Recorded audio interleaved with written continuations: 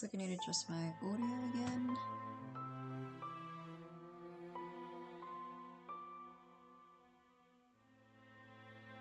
I probably should have checked this earlier, but I was just gonna do a quick test right now.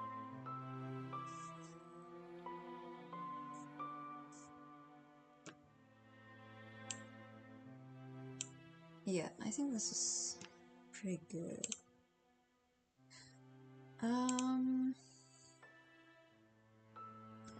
So it seems like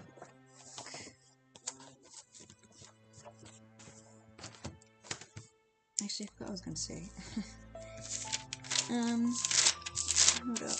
I'm just preparing some paper so I can take note of the times when I start and stop chapters and things like that.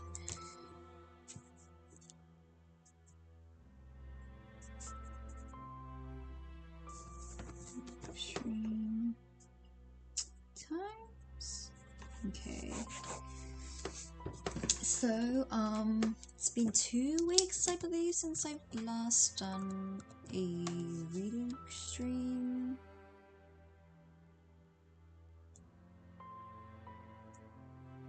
And that's just because last week I had a lot going on. Oh, wait.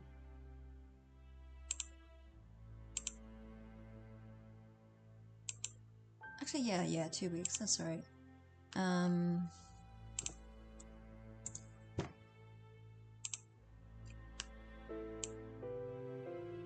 Yeah, but I am back now.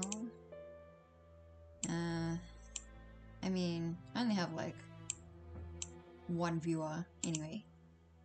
Don't worry, 1 viewer, you are still very important to me. 1 or 2 viewers. And I'm here to read you, serenade you with some mystery stories. Okay, so last time I was up to chapter 11.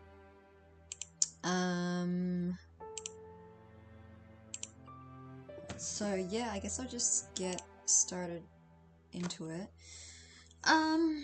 Funny story, I was originally borrowing an ebook version from the library, and because I was, taking so long to read it, I forgot to renew it,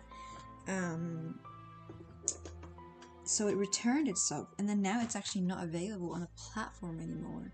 Luckily, this is like an old enough book. I don't know when it was first published, but it's an old enough book that I could, that I found like another copy online.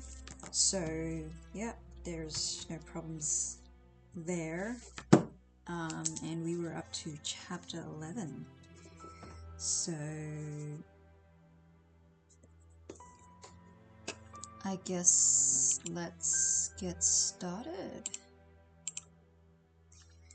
Let me make a mark of time.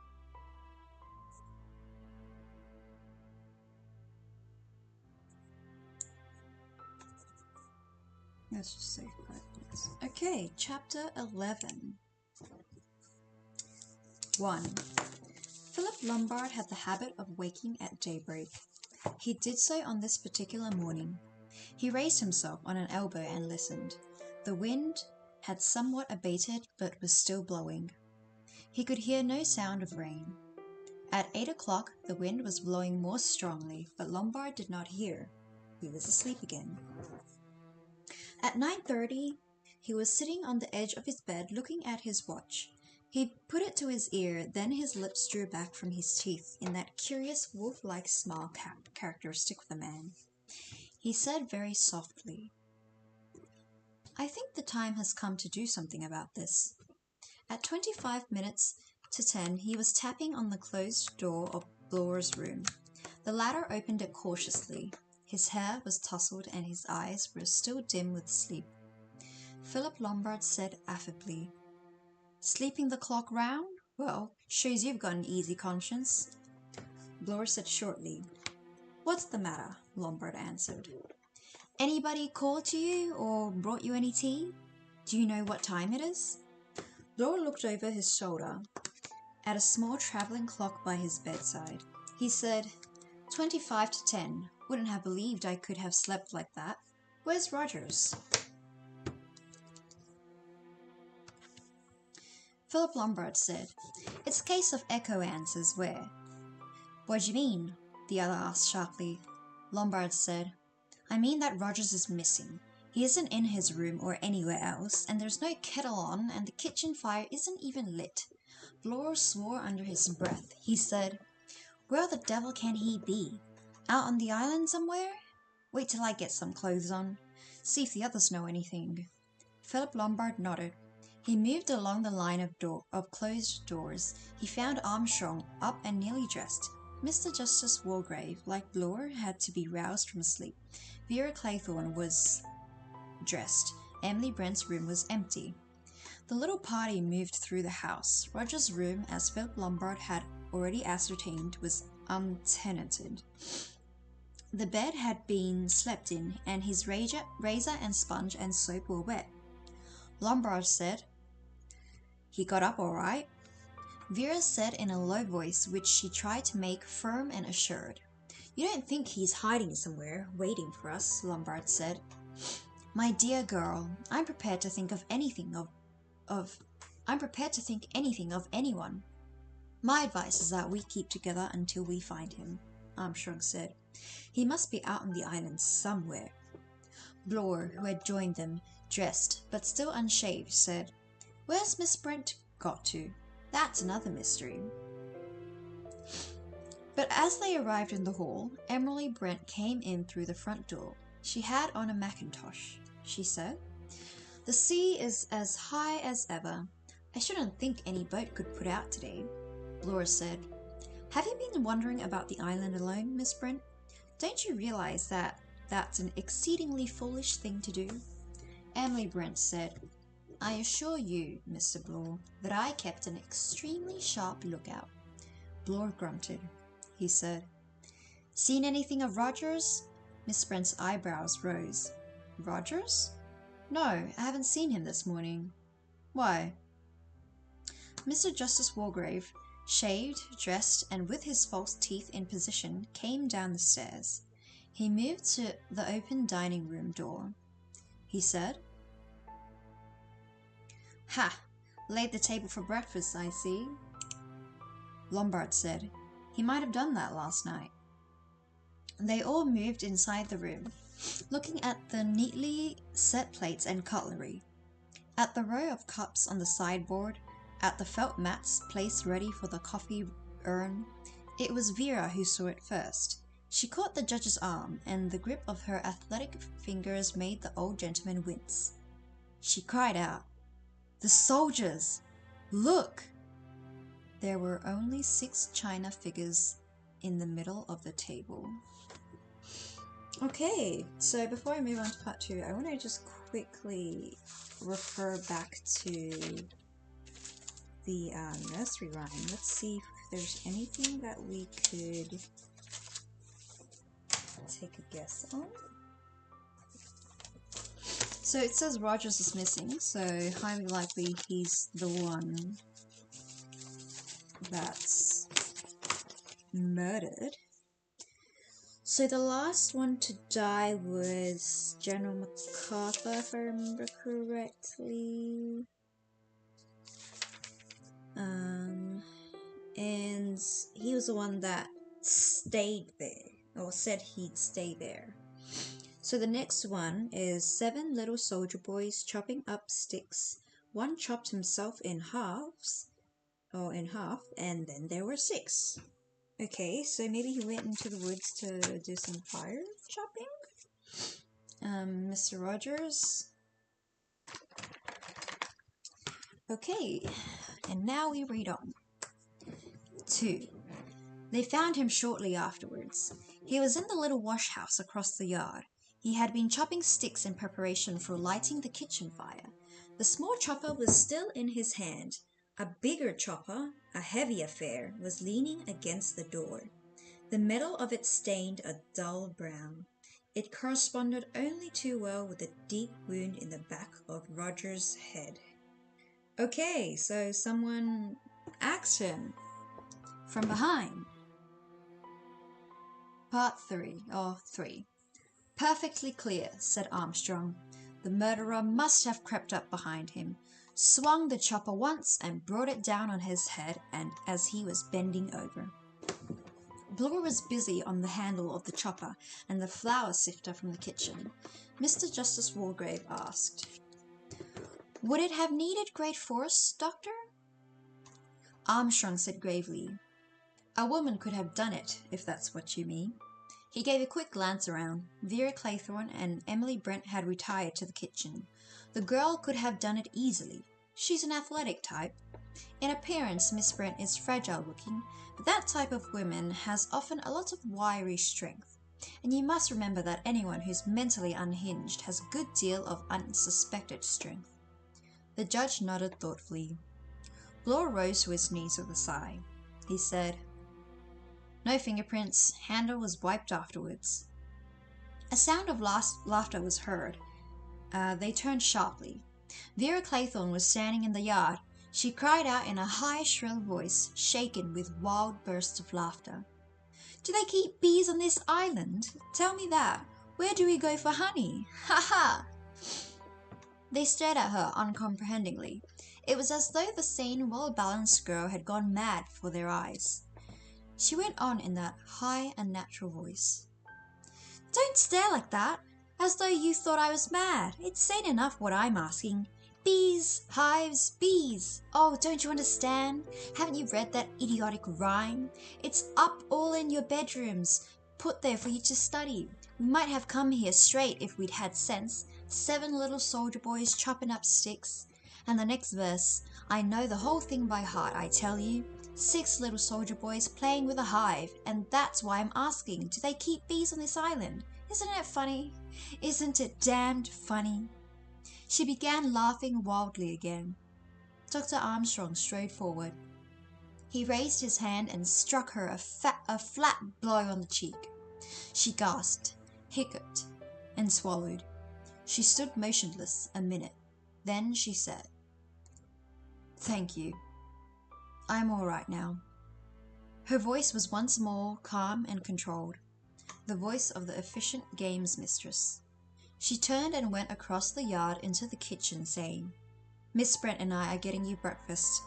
Can you bring some sticks to light the fire?" The marks of the doctor's hand stood out red on her cheek. As she went into the kitchen, Bloor said, "Well, you dealt with that all right, Doctor." Armstrong said apologetically, "Had to. We can't cope with hysteria on the top of everything else." Philip Lombard said, "She's not a hysterical type." Armstrong agreed. "Oh no, good, healthy, sensible girl. Just a sudden shock. It might happen to anybody." Rogers had chopped a certain amount of firewood before he had been killed. They gathered it up and took it to the kitchen. Vera and Emily Brent were busy. Miss Brent was raking out the stove. Vera was cutting the rind off the bacon. Emily Brent said, "Thank you. We'll be as quick as we can. Say half an hour to 3/4. The kettle's got to boil." Ex-Inspector Bloor said in a low, hoarse voice to Philip Lombard. "Know what I'm thinking?" Philip Lombard said. "As you're just about to tell me, it's not worth the trouble of guessing." Ex-Inspector Bloor was an earnest man. A light touch was incomprehensible to him. He went on heavily. "There was a case in America. Old gentleman and his wife. Both killed with an axe. Middle of the morning, nobody in the house but the daughter and the maid. Maid, it was proved, couldn't have done it. Daughter was a respectable middle-aged spinster. Seemed incredible. So incredible that they acquitted her, but they never found any other explanation." He paused. "I thought of that when I saw the axe. And then when I went to the kitchen and saw her there so neat and calm. Hadn't turned a hair. That girl coming all over hysterical. Well, that's natural. The sort of thing you'd expect, don't you think so?" Philip Lombard said laconically. "It might be." Bloor went on. "But the other, so neat and prim, wrapped up in that apron, Mrs. Rogers' apron, I suppose, saying, Breakfast will be ready in half an hour or so. If you ask me, that woman's as mad as a hatter. Lots of elderly spinsters go that way. I don't mean to go in for homicide on the grand scale, but go queer in their heads. Unfortunately, it's taken her this way. Religious mania. Thinks she's God's instrument. Something of that kind. She sits in her room, you know, reading her Bible. Philip Lombard sighed and said, "That's hardly proof positive of an unbalanced mentality, Bloor." But Bloor went on, ploddingly, perseveringly. "And then she was out, in her mackintosh, said she'd been down to look at the sea." The other shook his head. He said, "Rogers was killed as he was chopping firewood, that is to say, first thing when he got up. The Brent wouldn't have needed to wander about outside for hours afterwards. If you ask me, the murderer of Rogers would take jolly good care to be rolled up in bed snoring."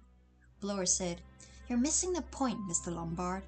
If the woman was innocent, she'd be too dead scared to go wandering out by herself. She'd only do that if she knew that she had nothing to fear. That's to say, if she herself is the criminal." Philip Lombard said, "That's a good point. Yes, I hadn't thought of that." He added with a faint grin, "Glad you don't still suspect me." Bloor said rather shamefacedly, "I did start by thinking of you, that revolver, and the queer story you told, or didn't tell. But I've realized now that that was really a bit too obvious." He paused and said, "Hope you feel the same about me." Philip said thoughtfully, "I may be wrong, of course, but I can't feel that you've got enough imagination for this job. All I can say is, if you're the criminal, you're a damn fine actor, and I take my hat off to you." He lowered his voice. "Just between ourselves, Bloor, and taking into account that we'll probably both be a couple of stiffs before another day's out, you did indulge in that spot of perjury, I suppose?" Bloor shifted uneasily from one foot to the other. He said at last, "Doesn't seem to make much odds now. Oh well, here goes. Landor was innocent right enough. The gang had got me squared, and between us we got him put away for a stretch. Mind you, I wouldn't admit this if there were any witnesses," finished Lombard with a grin.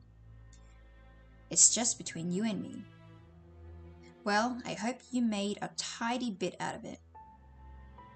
"Didn't make what I should have done. Mean crowd, the Purcell gang. I got my promotion though. And Landor got penal servitude and died in... I couldn't know he was going to die, could I?" demanded Bloor. "No, that was your bad luck." "Mine? His, you mean?" "Yours too, because, as a result of it, looks as though your own life is going to be cut unpleasantly short." "Me?" Bloor stared at him. "Do you think I'm going to go the way of Rogers and the rest of them?" "Not me. I'm watching out for myself pretty carefully, I can tell you," Lombard said. "Oh well, I'm not a betting man, and anyway, if you were dead, I wouldn't get paid." "Look here, Mr. Lombard, what do you mean?" Mr. Lombard showed his teeth. He said, "I mean, my dear Bloor, that in my opinion, you haven't got a chance." "What?" "Your lack of imagination is going to make you absolutely a sitting target. A criminal of the imagination of U.N. Owen can make rings around you any time he, or she, wants to." Bloor's face went crimson. He demanded angrily, "And what about you?" Philip Lombard's face went hard and dangerous. He said, "I've a pretty good imagination of my own. I've been in tight places before now and got out of them. I won't say more than that, but I think I'll get out of this one."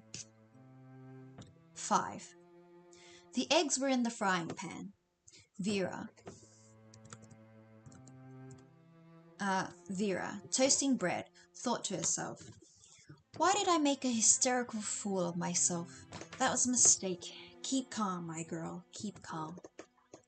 After all, she'd always prided herself on her level-headedness. Miss Claythorne was wonderful, kept her head, started off swimming after Cyril at once. Why think of that now? All that was over. Over. Cyril had disappeared long before she got near the rock. She had felt the current take her, sweeping her out to sea. She had let herself go with it, swimming quietly, floating till the boat arrived at last.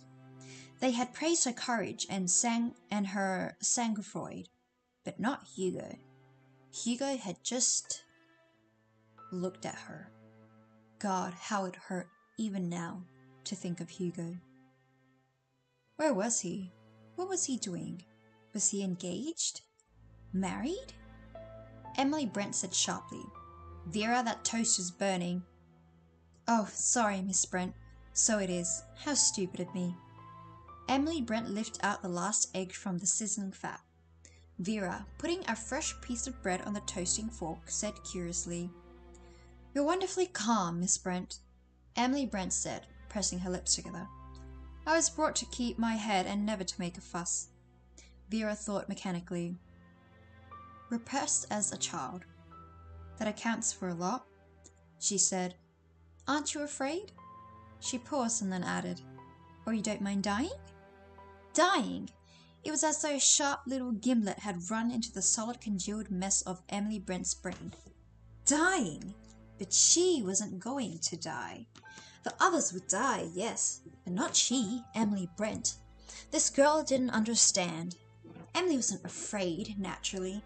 None of the Brents were afraid. All her people were service people. They faced death unflinchingly. They led upright lives just as she, Emily Brent, had left an upright life. She had never done anything to be ashamed of, and so, naturally, she wasn't going to die. The Lord is mindful of his own. Thou shalt not be afraid for the terror by night, nor for the arrow that fleeth by day. It was daylight now. There was no terror. We shall none of us leave this island. Who had said that? General MacArthur, of course, whose cousin had married Elise Macpherson. He hadn't seemed to care. He had seemed, actually, to welcome the idea. Wicked. Almost impious to feel that way. Impious? Impious? Not sure how to read that word. To feel that way. Some people thought so little of death that they actually took their own lives. Beatrice Taylor. Last night she had dreamed of Beatrice, dreamt that she was outside pressing her face against the window and moaning, asking to be let in. But Emily Brent hadn't wanted to let her in, because, if she did, something terrible would happen. Emily came to herself with a start. That girl was looking at her very strangely. She said in a brisk voice, "Everything's ready, isn't it? We'll take the breakfast in." 6. Breakfast was a curious meal. Everyone was very polite. "May I get you more coffee, Miss Brent?" "Miss Claythorne, a slice of ham?" "Another piece of toast?" 6 people, all outwardly self-possessed and normal. And within? Thoughts ran around in circle like squirrels in a cage. What next? What next? Who? Which? Would it work? I wonder. It's worth trying if there's time. My God, if there's time. Religious mania, that's the ticket. Looking at her, though, you can hardly believe it. Suppose I'm wrong. It's crazy. Everything's crazy. I'm going crazy. Wool disappearing, red silk curtains. Doesn't make sense. I can't get the hang of it. The damned fool, he believed every word I said to him. It was easy. I must be careful, though. Very careful. 6 of those little china figures. Only 6. How many will there be by tonight? You'll have the last egg. Marmalade? Thanks. Can I cut you some bread? 6 people behaving normally at breakfast. And that is the end of chapter 11. So again, I'm just going to take a quick note. 26.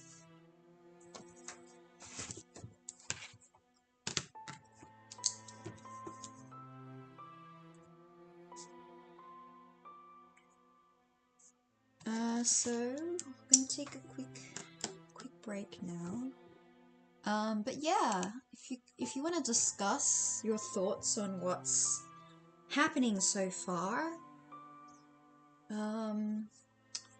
please feel free to do so in the chat. We can talk about it.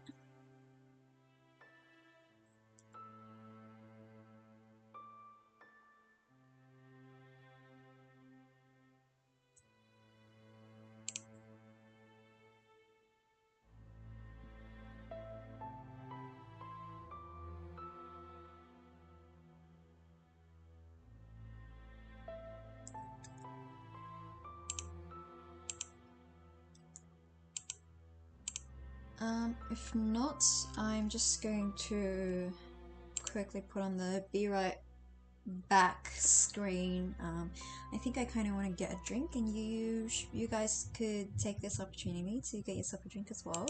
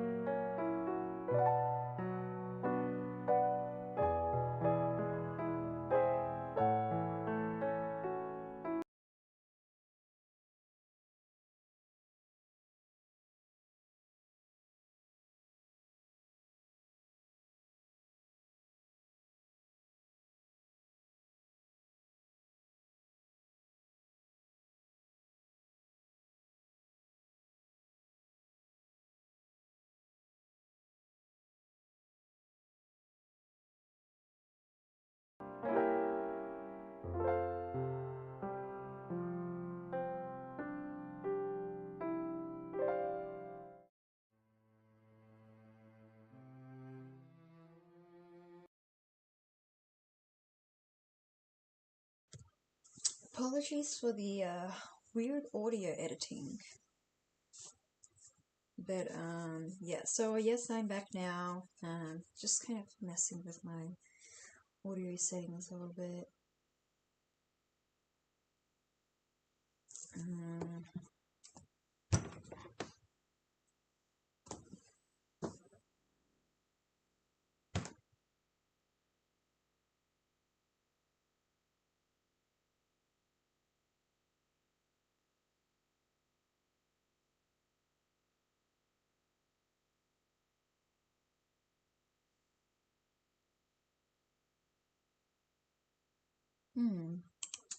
Okay, looks like it's not playing.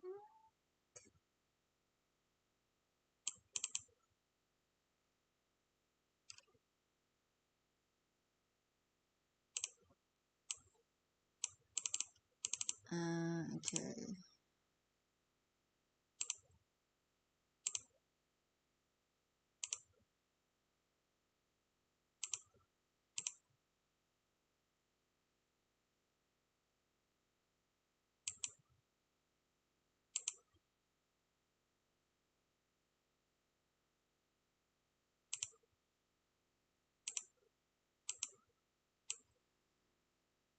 Oh, it is playing.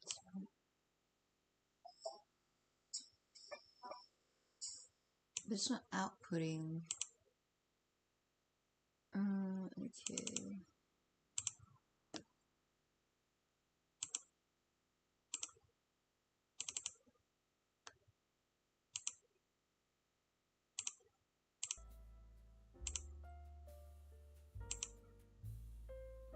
Okay.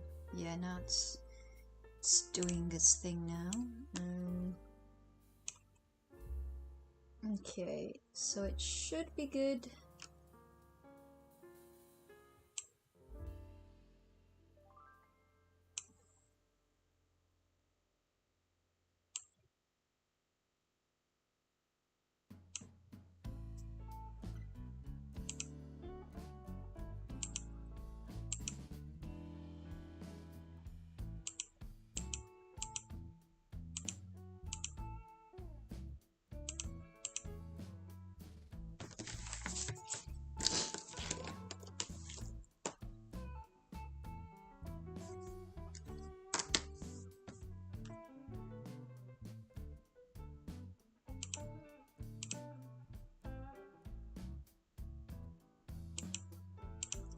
So yeah, I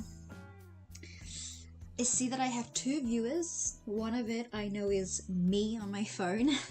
I just do that to help myself check that my audio is outputting on the stream properly, which is really funny because I hear myself with a lag, and it can be a bit distracting and annoying sometimes.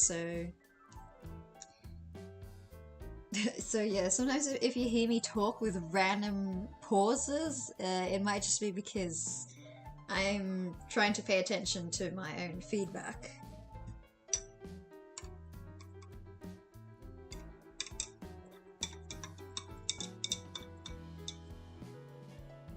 I'm just listening to myself right now.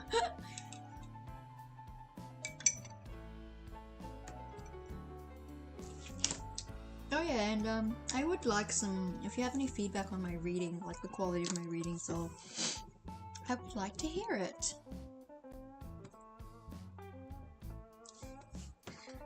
Anyways, I'm just gonna turn myself down from my phone. I just check into it once in a while, so just to make sure my settings are changing properly, but once I know it's fine, I just turn the volume down. So I don't have to listen to myself all the time. But yeah, my drink is just a glass of 7-Up, which I know is not the most healthy of drinks to drink, but just craving those kind of a sugar hit right now. So yeah, we should be getting back into reading soon. Oh, looks like it's been over 10 minutes now, so yeah. We should be on chapter 12 now. Let me quickly mark the time, so 37... Chapter 12. 1. The meal was over. Mr. Justice Wargrave cleared his throat. He said in a small, authoritative voice, "It would be advisable, I think, if we met to discuss the situation. Shall we say in half an hour's time in the drawing room?" Everyone made a sound suggestive of agreement. Vera began to pile plates together. She said, "I'll clear away and wash up." Philip Lombard said, "We'll bring the stuff out to the pantry for you." "Thanks." Emily Brent, rising to her feet, sat down again. She said, "Oh dear," the judge said. "Anything the matter, Miss Brent?" Emily said apologetically, "I'm sorry. I'd like to help Miss Claythorne, but I don't know how it is. I just feel a little giddy." "Giddy, eh?" Dr. Armstrong came towards her. "Quite natural. Delayed shock. I can give you something to—" "No." The word burst from her lips like an exploding shell. It took everyone aback. Dr. Armstrong flushed a deep red.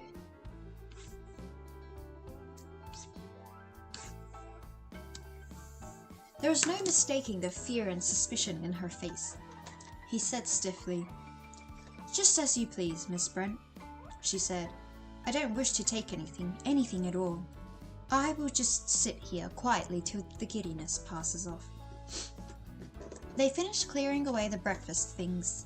Laura said, "I'm a domestic sort of man. I'll give you a hand, Miss Claythorne." Vera said, "Thank you." Emily Brent was left alone, sitting in the dining room. For a while she heard a faint murmur of voices from the pantry. The giddiness was passing. She felt drowsy now, as though she could easily go to sleep. There was a buzzing in her ears, or was it a real buzzing in the room? She thought, "It's like a bee, a bumblebee." Presently she saw the bee. It was crawling up the window pane. Vera Claythorne had talked about bees this morning. Bees and honey.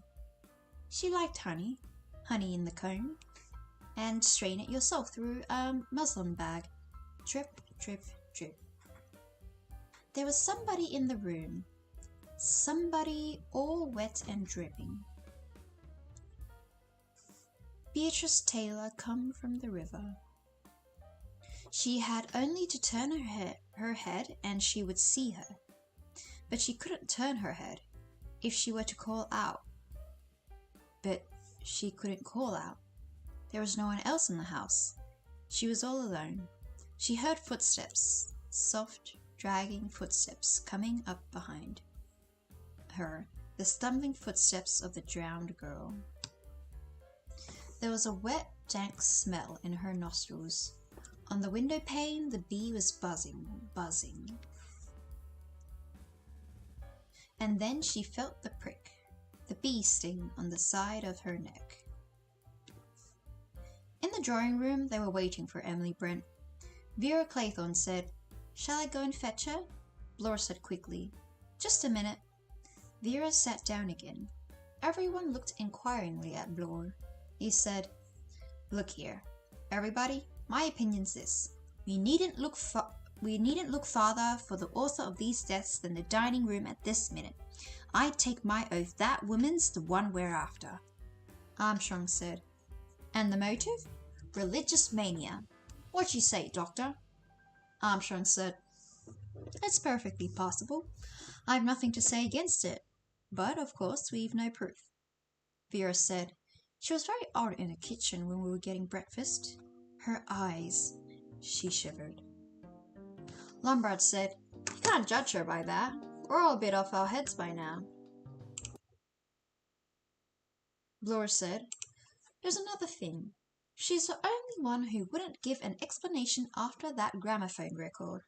"Why?" "Because she hadn't any to give." Vera stirred in her chair. She said, "That's not quite true. She told me. Afterwards." Walgrave said, "What did she tell you, Miss Claythorne?" She repeated the story of Beatrice Taylor. Mr. Justice Walgrave observed, "A perfectly straightforward story. I personally should have no difficulty in accepting it. Tell me, Miss Claythorne, did she appear to be troubled by a sense of guilt or a feeling of remorse for her attitude in the matter?" "None whatever," said Vera. "She was completely unmoved." Laura said, "Hearts as hard as flints, these righteous spinsters. Envy, mostly." Mr. Justice Walgrave said, "It is now 5 minutes to 11. I think we should summon Miss Brent to join our conclave." Laura said, "Aren't you going to take any action?" The judge said, "I fail to see what action we can take. Our suspicions are, at the moment, only suspicions." Oh, excuse me. It's a bit cold in my room.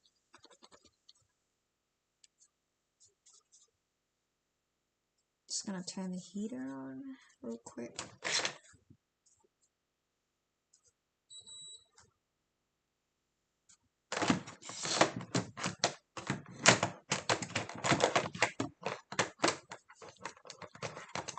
Oh my, what is that? Okay. I hope that sneeze wasn't too loud for people.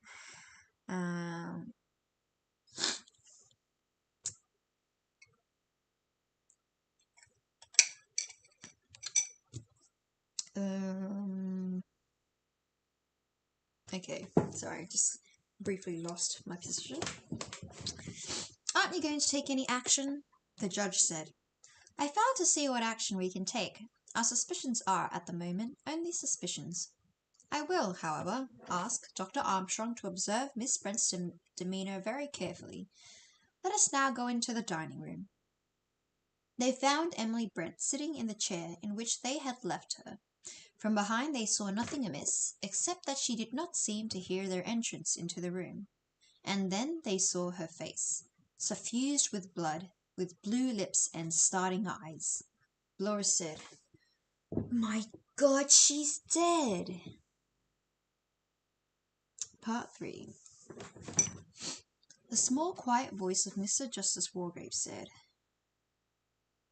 "One more of us acquitted. Too late." Armstrong was bent over the dead woman. He sniffed the lips, shook his head, peered into the eyelids. Lombard said impatiently, "How did she die, Doctor? She was all right when we left her here." Armstrong's attention was riveted on a mark on the right side of the neck. He said, "That's the mark of a hypodermic syringe. There is a buzzing sound from the window." Vera cried, "Look, a bee! A bumblebee! Remember what I said this morning?" Armstrong said grimly, "It wasn't that bee that stung her. A human hand held the syringe." The judge asked, "What poison was injected?" Armstrong answered, "At a guess, one of the cyanides, probably potassium cyanide, same as Anthony Marston. She must have died almost immediately by asphyxiation." Vera cried, "But that bee! It can't be a coincidence." Lombard said grimly, "Oh no, it isn't a coincidence. It's our murderer's touch of local colour. He's a playful beast, likes to stick to his Stanwood nursery jingle as closely as possible." For the first time his voice was uneven, almost shrill. It was as though even his nerves, seasoned by a long career of hazards and dangerous undertakings, had given out at last. He said violently, "It's mad, absolutely mad. We're all mad." The judge said calmly, "We have still, I hope, our reasoning powers. Did anyone bring a hypodermic syringe to this house?" Dr. Armstrong, straightening himself, said in a voice that was not too well assured, "Yes, I did." 4 pairs of eyes fastened on him. He braced himself against the deep hostile suspicion of those eyes. He said, "Always travel with one. Most doctors do." Mr. Justice Walgrave said calmly, "Quite so. Will you tell us, Doctor, where that syringe is now?" In the suitcase in my room, Wargrave said. We might perhaps verify that fact. The five of them went upstairs, a silent procession. The contents of the suitcase were turned out on the floor. The hypodermic syringe was not there. 4. Armstrong stood violently. Somebody must have taken it. There was silence in the room. Armstrong stood with his back to the window. 4 pairs of eyes were on him, black with suspicion and accusation. He looked from Wargrave to Vera and repeated helplessly, weakly, I tell you someone must have taken it. Bloor was looking at Lombard, who returned his gaze. The judge said, There are 5 of us here in this room. One of us is a murderer. The position is fraught with grave danger. Everything must be done in order to safeguard the 4 of us who are innocent. I will now ask you, Dr. Armstrong, what drugs do you have in your possession? Armstrong replied, I have a small medicine case here. You can examine it. You will find some sleeping stuff, trional and sulfonal tablets, a packet of bromide, bicarbonate of soda, aspirin. Nothing else. I have no cyanide in my possession. The judge said, I have, myself, some sleeping tablets. Sulfonal, I think they are. I presume they would be lethal if a sufficiently large dose were given. You, Mr. Lombard, have in your possession a revolver. Philip Lombard said sharply, What if I have? Only this. I propose that the doctor's supply of drugs, my own sulfonal tablets, your revolver, and anything else of that nature of drugs or firearms should be collected together and placed in a safe place. After this is done, we should each of us submit to a search, both of our persons and of our effects. Lombard said, I'm damned if I'll give up my revolver. Wargrave said sharply, Mr. Lombard, you are a very strongly built and powerful young man, but ex-Inspector Bloor is also a man of powerful physique. I do not know what the outcome of a struggle between you would be, but I can tell you this. On Bloor's side, assisting him to the best of our ability will be myself, Dr. Armstrong, and Miss Claythorne. You will appreciate, therefore, that the odds against you if you choose to resist will be somewhat heavy. Lombard threw his head back. His teeth showed in what was almost a snarl. Oh, very well then, since you've all got it taped out. Mr. Justice Wargrave nodded his head. You're a sensible young man. Where's that revolver of yours? In the drawer of the table by my bed. Good. I'll fetch it. I think it would be desirable if we went with you. Philip said with a smile that was still near a snarl. Suspicious devil, aren't you? They went along the corridor to Lombard's room. Philip strode across the bedside table and jerked open the drawer. Then he recoiled with an oath. The drawer of the bed table was empty. Satisfied? Asked Lombard. He had stripped to the skin, and he and his room had been meticulously searched by the other 3 men. Vera Claythorne was outside in the corridor. The search proceeded methodically. In turn, Armstrong, the judge, and Bloor submitted to the same test. The 4 men emerged from Bloor's room and approached Vera. It was the judge who spoke. I hope you will understand, Miss Claythorne, that we can make no exceptions. That revolver must be found. You have, I presume, a bathing dress with you? Vera nodded. Then I will ask you to go into your room and put it on, and then come out to us here. Vera went into her room and shut the door. She reappeared in under a minute, dressing in a tight-fitting silk-rucked bathing dress. Wargrave nodded approval. Thank you, Miss Claythorne. Now, if you will remain here, we will search your room. Vera waited patiently in the corridor until they emerged. Then she went in, dressed, and came out to where they were waiting. The judge said, We are now assured of one thing. There are no lethal weapons or drugs in the possession of any of us 5. That is one point to the good. We will now place the drugs in a safe place. There is, I think, a silver chest, is there not, in the pantry? Bloor said, It's all very well, but who's to have the key? You, I suppose. Mr. Justice Wargrave made no reply. He went down to the pantry, and the others followed him. There was a small case there designed for the purpose of holding silver and plate. But the judge's directions, by the judge's directions, the various drugs were placed in this, and it was locked. Then, still on Wargrove's instructions, the chest was lifted into the plate cupboard, and this in turn was locked. The judge then gave the key of the chest to Philip Lombard and the key of the cupboard to Blore. He said, "You two are the strongest physically. It would be difficult for either of you to get the key from the other. It would be impossible for any of us three to do so. To break open the cupboard or the plate chest would be a noisy and cumbersome proceeding, and one which could hardly be carried out without attention being attracted to what was going on." He paused, then went on.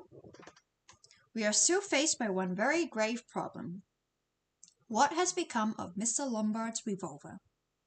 Blore said, "Seems to me its owner is the most likely person to know that." A white dint showed in Philip Lombard's nostrils. He said, "You damn pig-headed fool! I tell you, it's been stolen from me." Wargrave asked, "When did you last see it?" "Last night. It was in the drawer when I went to bed, ready in case anything happened." The judge nodded. He said, "It must have been taken this morning during the confusion of searching for Rogers, or after his dead body was discovered." Vera said, "It must be hidden somewhere about the house. We must look for it." Mr. Justice Wargrave's finger was stroking his chin. He said, "I doubt if our search will result in anything. Our murderer has had plenty of time to devise a hiding place. I do not fancy we shall find that revolver easily." Blore said forcefully, "I don't know where the revolver is, but I'll bet I know where something else is. That hypodermic syringe. Follow me." He opened the front door and led the way round the house. A little distance away from the dining room window, he found the syringe. Beside it was a smashed china figure, a sixth broken soldier boy. Blore said in a satisfied voice, "Only place it could be." After he'd killed her, he opened the window and threw out the syringe and picked up the china figure from the table and followed on with that.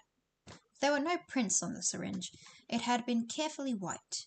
Vera said in a determined voice, "Now let us look for the revolver." Mr. Justice Wargrave said, "By all means, but in doing so, let us be careful to keep together. Remember, if we separate, the murderer gets his chance." They searched the house carefully from attic to cellars, but without result. The revolver was still missing. So, that's the end of chapter 13.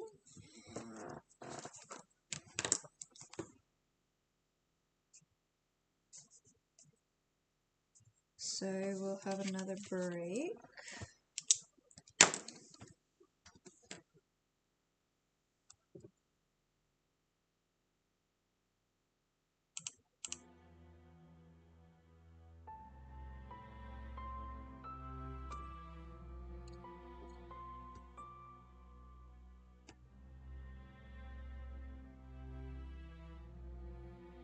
Hold up.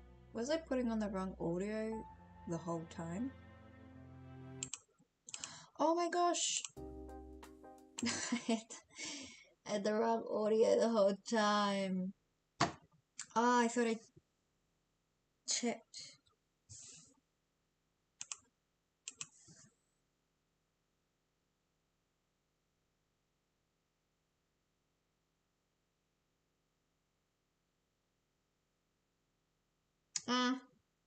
I did. I had the wrong audio. Alright. Okay, you live and you learn. Okay, so I'm just gonna put the break music back on. Oh my. Well, I can't believe I was reading to Jazz. I was reading a mystery book with Jazz.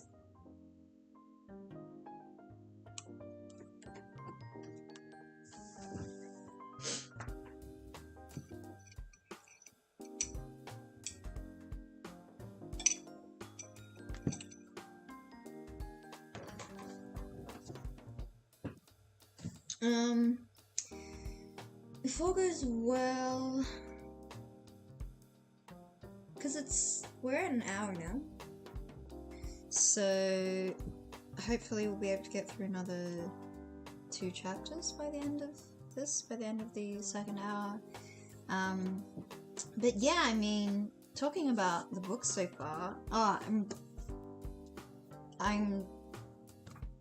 glad that everyone's finally started to band together in the sense where, like, they don't let anyone out of each other's sights, you know, because before, you know, individuals would just go off on their own and stuff, but yeah, now they're finally coming to their senses when there are only 5 of them left, I believe. Now they're actually, you know, watching each other like hawks now, instead of just taking guesses.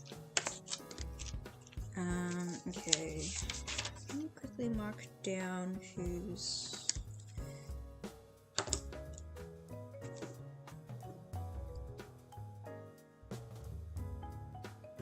Okay, so in the last 2 chapters, Mr. Rogers died, and then Emily Brent died. And it seems that she's been injected with cyanide with a syringe. So that was 6 little soldier boys going in for law. 1 got in chancery, and then there were 4. Wait, where's the B?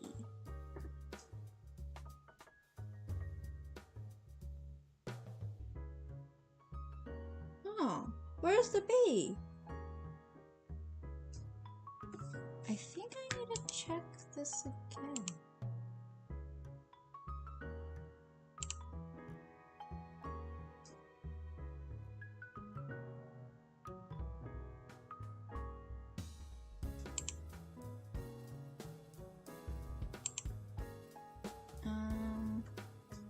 Ten little soldier boys. Oh.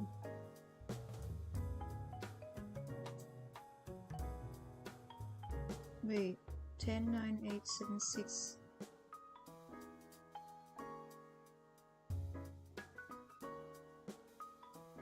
Oh, I wrote the...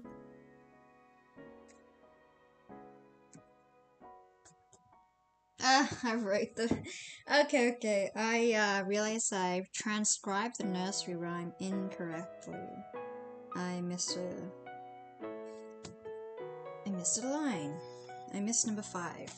So I only ended up writing 9 verses, not 10. Kinda wanna... Yeah, I think I'm just gonna retranscribe it.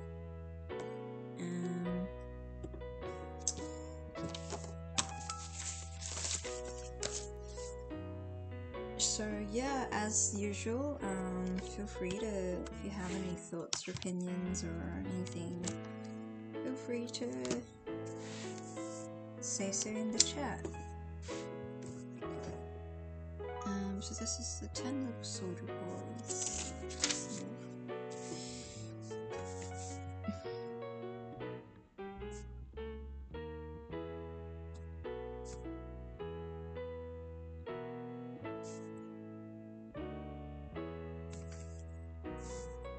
So 10 little soldier boys went out to die. 1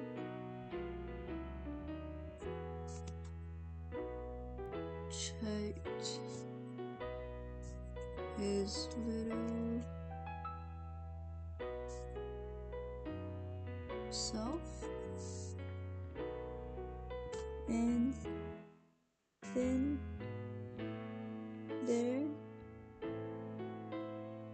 were 9. 9 little soldier boys sat up very late. One overslept himself.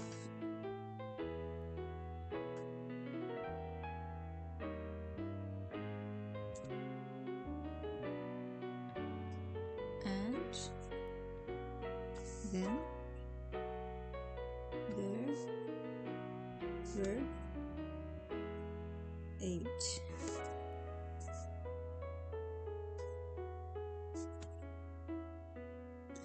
Eight little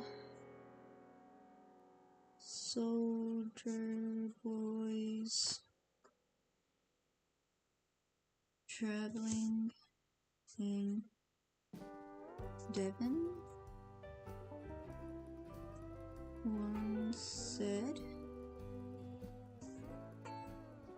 he'd stay there, and then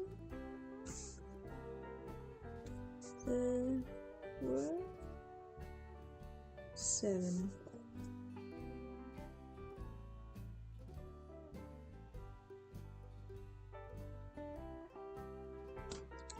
7 little soldier boys chopping up sticks.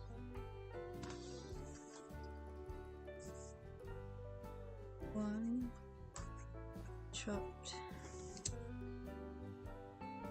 himself in halves, and then there were 6. 6 little soldier boys playing with a hive.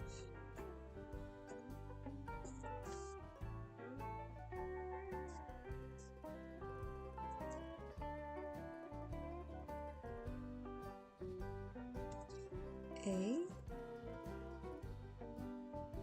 bumblebee stung one, and then there were 5.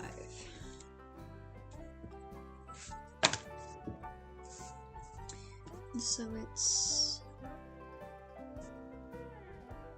5 little soldier boys going in flow.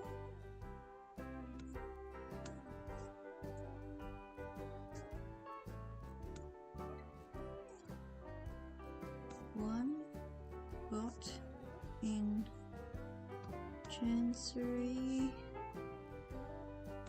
and then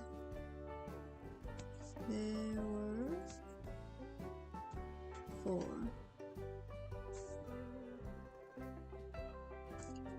4 little soldier boys going out to see a red herring swallowed one, and then there were 3. 3 little little soldier boys walking in the zoo. A big bear hugged one, and then there were two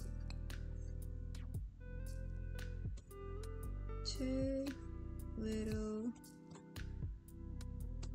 soldier boys sitting in the sun. One got frizzled up, and then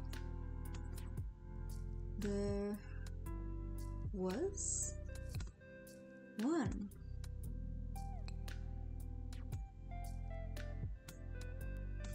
little soldier boy left all alone.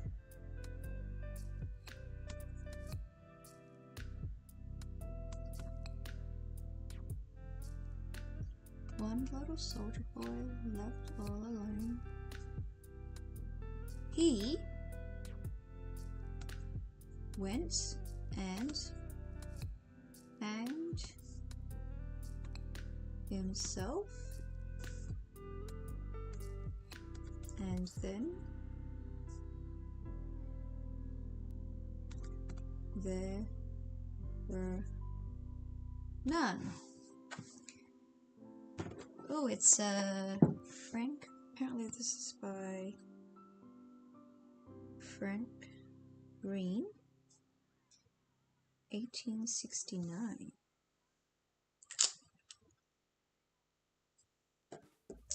Very cool.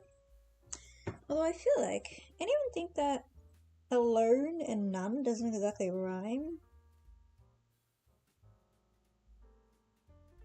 Although none does rhyme with one, and one is the end of the previous one, but then the lines don't quite match up. Two little soldier boys sitting in the sun. One got frizzled up, and then there was one. One little soldier boy left all alone. He went and hanged himself, and then there were none. And then there were none.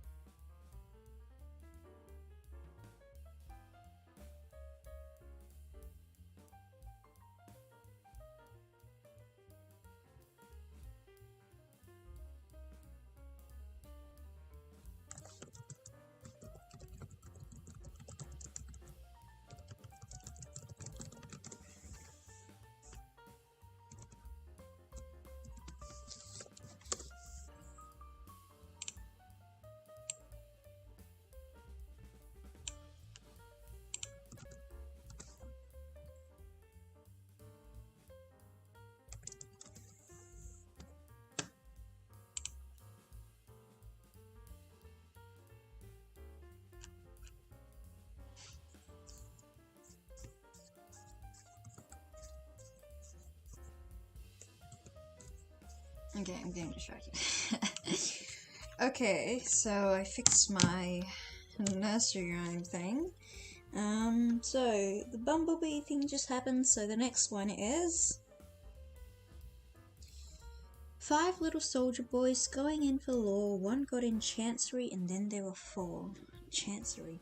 I guess they would discuss together. I'm guessing they just discuss together and then each is appointed like a physician. And then whoever gets a chancery position, whatever that means. Sorry, I'm not very good at law stuff. What's a chancery? Chancery.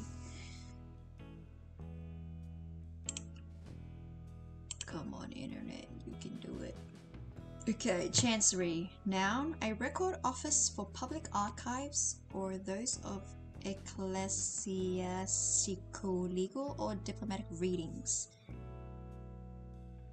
Okay. So a chancery is like a location, like public archival location. A court of law that decides legal cases based on the principle of equity. A public record office. So it says one got in chancery. So either... Okay, so maybe it's, who's that law guy again?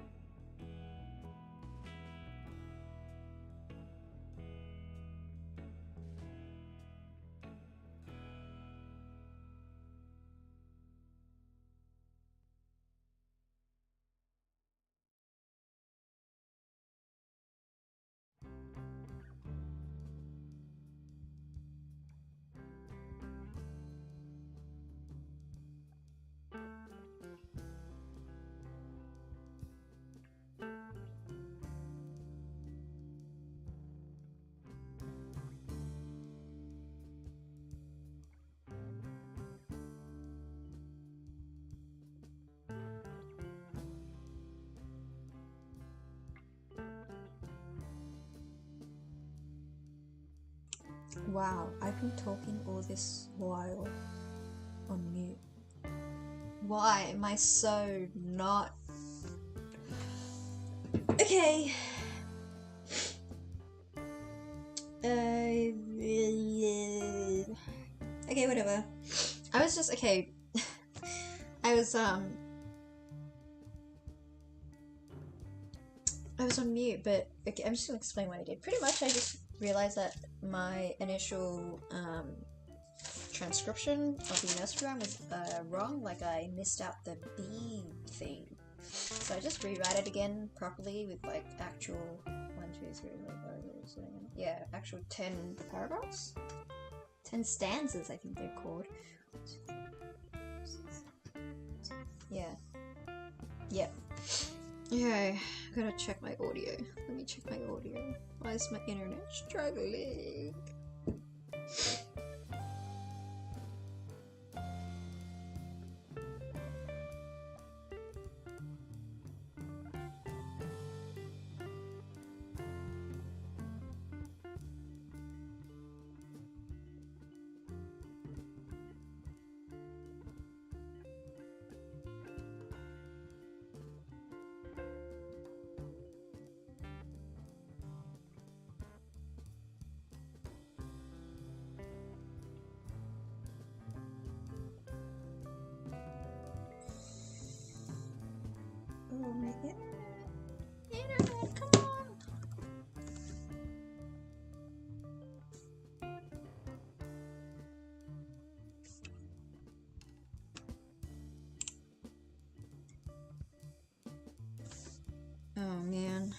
got some technical difficulties going on.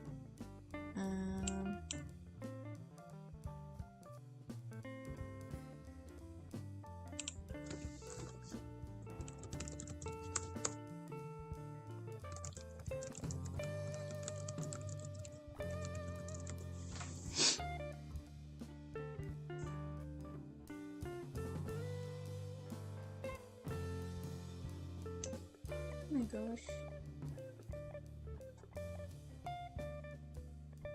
Okay, I'm gonna try and... Oh man. I'm having trouble with checking my audio. Come on. Okay, here we go. Thank you. Alright. Thank God I checked my mic and everything before I'm starting to read. Okay, now. Yeah, that, no mic thing during the break was a bit tragic. But, you know, time to move on. Let's not dwell. So I need to update this time. So we're, an hour and 19 minutes in. Alright, chapter 13. Chapter 13, let's go. So music is right, I can hear myself. We should be good. Turning my own audio off. Okay, so chapter 13. 1. One of us, one of us, one of us. 3 words, endlessly repeated, dining themselves hour after hour into receptive brains. 5 people, 5 frightened people. 5 people who watched each other, who now hardly troubled to hide their state of nervous tension. There was little pretense now, no former veneer of conversation. They were 5 enemies linked together by a mutual instinct of self-preservation. And all of them, suddenly, looked less like human beings. They were reverting to more bestial types, like a wary old tortoise. Mr. Justice Wargrave sat... Oops, sorry. Mr. Justice Wargrave sat hunched up, his body motionless, his eyes keen and alert. Ex-Inspector Bloor looked coarser and clumsier in build. His walk was that of a slow, padding animal. His eyes were bloodshot. There was a look of mingled ferocity and stupidity about him. He was like a beast at bay, ready to charge its pursuers. Philip Lombard's senses seemed heightened, rather than diminished. His ears reacted to the slightest sound. His step was lighter and quicker. His body was lithe and graceful, and he smiled often, his lips curling back from his long white teeth. Vera Claythorne was very quiet. She sat most of the time huddled in a chair. Her eyes stared ahead of her into space. She looked dazed. She was like a bird that had dashed its head against glass and that has been picked up by a human hand. It crouches there, terrified, unable to move, hoping to save itself by its immobility. Armstrong was in a pitiable condition of nerves. He twitched and his hands shook. He lighted cigarette after cigarette and stubbed them out almost immediately. The forced inaction of their position seemed to gall him more than the others. Every now and then he broke out into a torrent of nervous speech. We shouldn't just sit here doing nothing. There must be something. Surely there is something that we can do. If we lit a bonfire. Bloor said heavily, "In this weather?" The rain was pouring down again. The wind came in fitful gusts. The depressing sound of the pattering rain nearly drove them mad. By tacit consent, they had adopted a plan of campaign. They all sat in the big drawing room. Only one person left the room at a time. The other 4 waited till the 5th returned. Lombard said, It's only a question of time. The weather will clear. Then we can do something. Signal, light fires, make a raft, something. Armstrong said with a sudden cackle of laughter. A question of time. Time? We can't afford time. We shall all be dead. Mr. Justice Walgrave said, and his small clear voice was heavy with passionate determination. Not if we are careful. We must be very careful. The midday meal had been duly eaten, but there had been no conventional formality about it. All 5 of them had gone to the kitchen. In the larder they had found a great store of tinned foods. They had opened a tin of tongue and 2 tins of fruit. They had eaten standing round the kitchen table. Then, herding close together, they had returned to the drawing room, to sit there, watching each other. And by now the thoughts that ran through their brains were abnormal, feverish, diseased. It's Armstrong. I saw him looking at me sideways just then. His eyes are mad, quite mad. Perhaps he isn't a doctor at all. That's it, of course. He's a lunatic, escaped from some doctor's house, pretending to be a doctor. It's true. Shall I tell them? Shall I scream out? No, it won't do to put him on his guard. Besides, he can seem so sane. What time is it? Only 3:15? Oh God, I shall go mad myself. Yes, it's Armstrong. He's watching me now. They won't get me. I can take care of myself. I've been in tight places before. Where the hell is that revolver? Who took it? Who's got it? Nobody's got it. We know that. We were all searched. Nobody can have it, but someone knows where it is. They're going mad. They'll all go mad. Afraid of death. We're all afraid of death. I'm afraid of death. Yes, but that doesn't stop death coming. The hearse is at the door, sir. Where did I read that? The girl. I'll watch the girl. Yes, I'll watch the girl. 20 to 4. Only 20 to 4. Perhaps the clock has stopped. I don't understand. No, I don't understand. This sort of thing can't happen. It is happening. Why don't we wake up? Wake up, Judgment Day. No, not that. If only I could think. My head. Something's happening in my head. It's going to burst. It's going to split. This sort of thing can't happen. What's the time? Oh God, it's only 4:15. I must keep my head. I must keep my head. If only I keep my head. It's all perfectly clear. All worked out. But nobody must suspect. It may do the trick. It must. Which one? That's a question. Which one? I think... Yes, I rather think... Yes. Him. When the clock struck 5, they all jumped. Vera said, "Does anyone want tea?" There was a moment's silence. Laura said, "I'd like a cup." Vera rose. She said, "I'll go and make it. You can all stay here." Mr. Justice Walgrave said gently, "I think, my dear young lady, we would all prefer to come and watch you make it." Vera stared, then gave a short, rather hysterical laugh. She said, "Of course you would."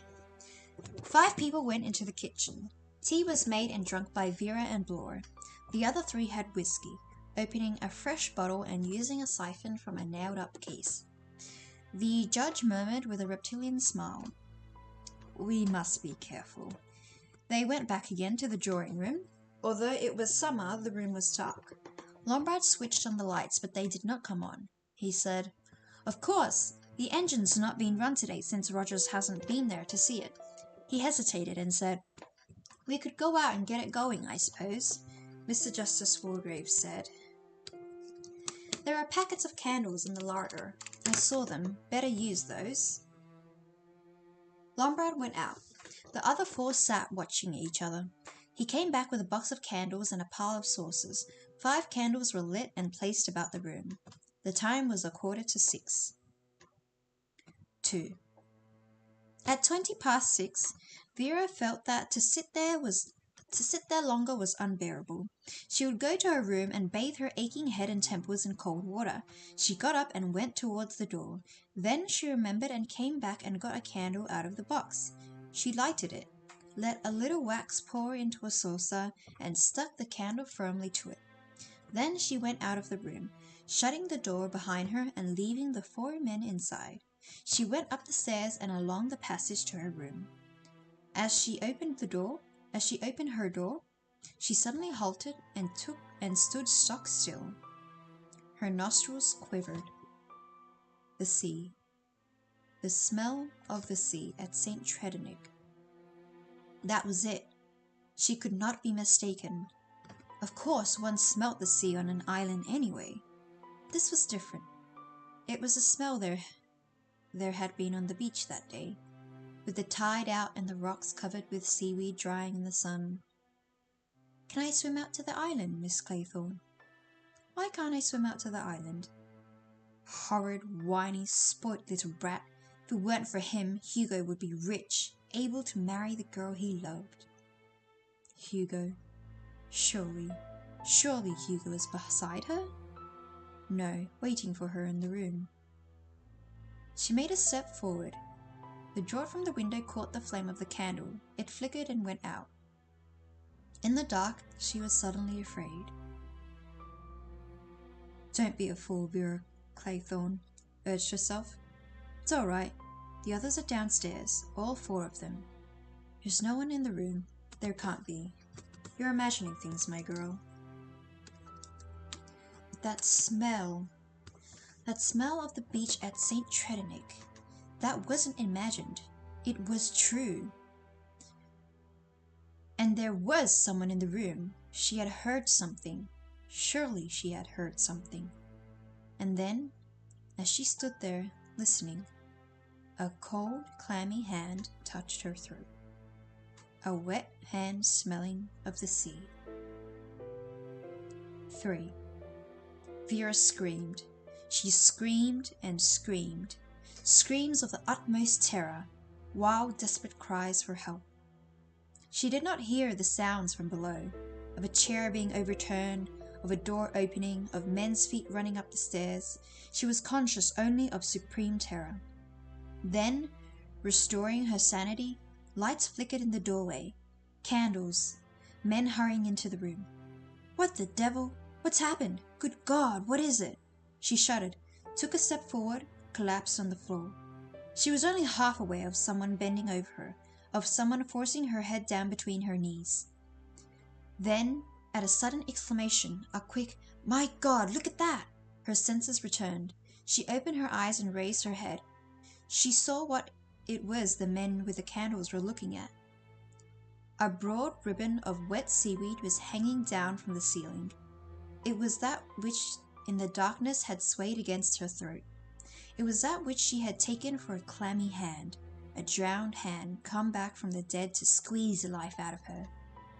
She began to laugh hysterically. She said, it was seaweed, only seaweed, and that's what the smell was." And then the faintness came over her once more, waves upon waves of sickness. Again someone took her head and forced it between her knees. Eons of time seemed to pass. They were offering her something to drink, pressing the glass against her lips. She smelt brandy. She was just about to gulp the spirit gratefully down when suddenly a warning note, like an alarm bell, sounded in her brain. She sat up, pushing the glass away. She said sharply, "Where did this come from?" Laura's voice answered. He started a minute before speaking. He said, "I got it from downstairs." Vera cried, "I won't drink it." There was a moment's silence, then Lombard laughed. He said with appreciation, "Good for you, Vera. You've got your wits about you, even if you have been scared half out your life. I'll get a fresh bottle that hasn't been opened." He went swiftly out. Vera said uncertainly, "I'm all right now. I'll have some water." Armstrong supported her as she struggled to her feet. She went over to the basin, swaying and clutching at him for support. She let the cold tap run and then filled the glass. Laura said resentfully, "That's brandy, all right." Armstrong said, "How'd you know?" Laura said angrily, "I didn't put anything in it. That's what you're getting at, I suppose." Armstrong said, "I'm not saying you did. You might have done, or someone might have tampered with the bottle for just this emergency. Lombard came swiftly back into the room. He had a new bottle of brandy in his hands and a corkscrew. He thrusted the sealed bottle under Vera's nose. "There you are, my girl. Absolutely no deception." He peeled off the tinfoil and drew the cork. "Luckily, there's a good supply of spirits in the house. Thoughtful of you and Owen." Vera shuddered violently. Armstrong held the glass while Philip poured the brandy into it. He said, "You'd better drink this, Miss Claythorne. You've had a nasty shock." Vera drank a little of the spirit. The colour came back to her face. Philip Lombard said with a laugh, "Well, here's one murder that hasn't gone according to plan." Vera said, almost in a whisper, "You think that was what was meant?" Lombard nodded. "Expected you to pass out through fright. Some people would have, wouldn't they, Doctor?" Armstrong did not commit himself. He said doubtfully, "Impossible to say. Young, healthy subject. No cardiac weakness. Unlikely." On the other hand, he picked up the glass of brandy that Blore had brought. He dipped a finger in it, tasted it gingerly. His expression did not alter. He said dubiously, "Tastes all right." Blore stepped forward angrily. He said, "If you're saying that I tampered with that, I'll knock your ruddy block off." Vera, her wits revived by the brandy, made a diversion by saying, "Where's the judge?" The three men looked at each other. "That's odd. Thought he came up with us," Blore said. "So did I. What about it, Doctor? You came up the stairs behind me?" Armstrong said, "I thought he was following me. Of course he'd be bound to go slower than we did. He's an old man." They looked at each other again. Lombard said, "It's damned odd." Blore cried, "We must look for him." He started for the door. The others followed him, Vera last. As they went down the stairs, Armstrong said over his shoulder, "Of course he may have stayed in the living room." They crossed the hall. Armstrong called out loudly, "Wargrave! Wargrave! Where are you?" There was no answer. A deadly silence filled the house apart from the gentle patter of rain. Then, in the entrance to the drawing room door, Armstrong stopped dead. The others crowded up and looked over his shoulder. Somebody cried out. Mr. Justice Wargrave was sitting in his high-backed chair at the end of the room. 2 candles burnt on either side of him. But what shocked and startled the onlookers was the fact that he sat there robed in scarlet with a judge's wig upon his head. Dr. Armstrong motioned to the others to keep back. He himself... Apologies, quick break.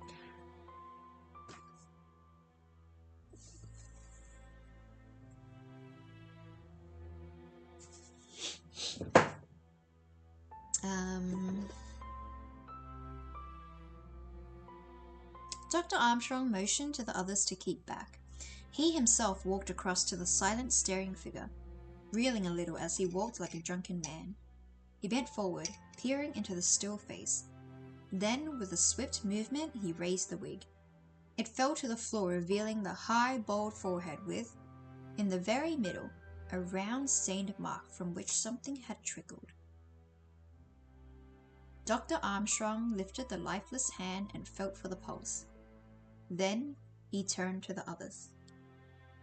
He said, and his voice was expressionless, "Dead. Far away. He's been shot." Blore said, "God, the revolver."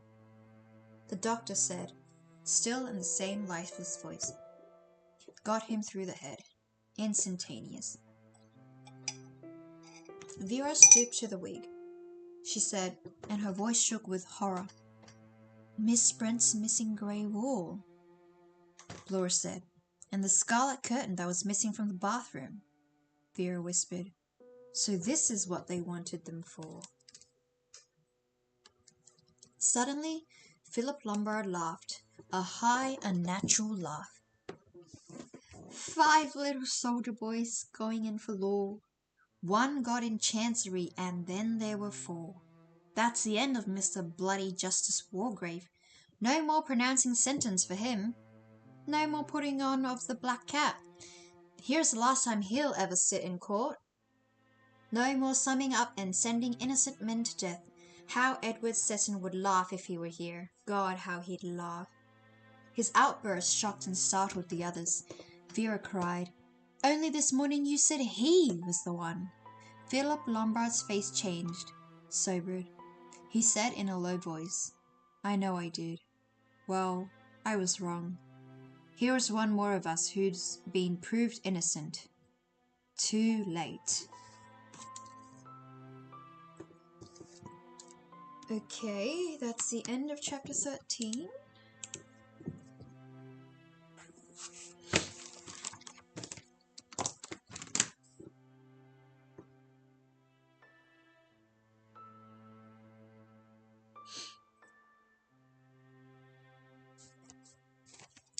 I feel like I could probably go for another chapter after a quick break. Time to check the audio again.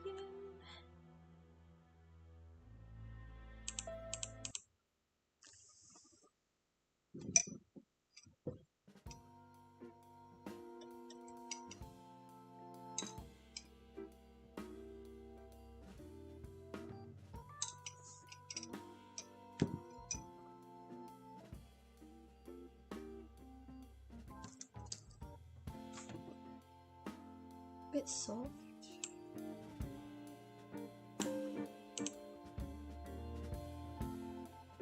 Maybe this is better. Oh wait, or maybe I'm just soft.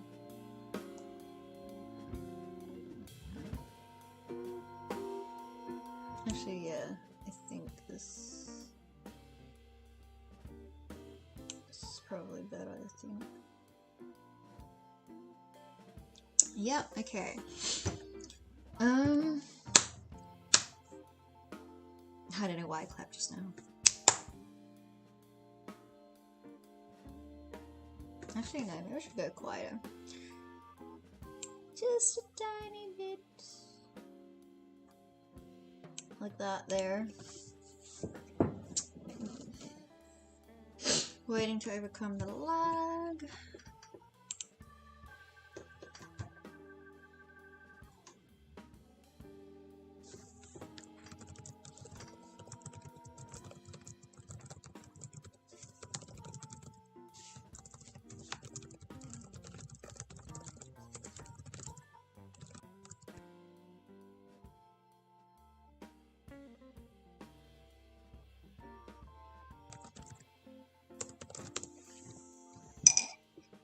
Oh wow, I didn't realize my typing was so loud.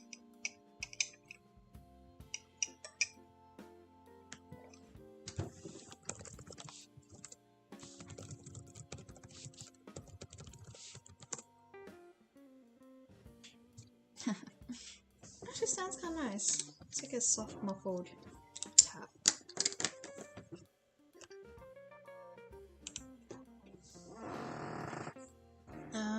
Yeah, break's gonna be really quick. Cause I don't want to go too much over 2 hours.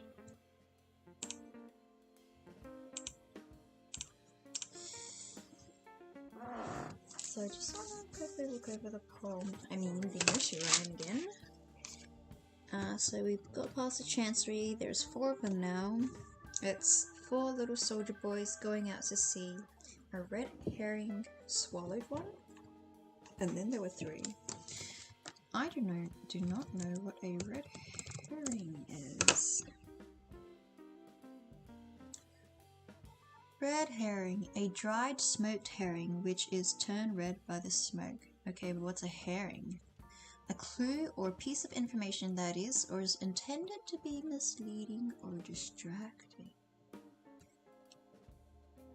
4 little soldier boys going out to sea. A red herring swallowed one, and then there were 3. So somebody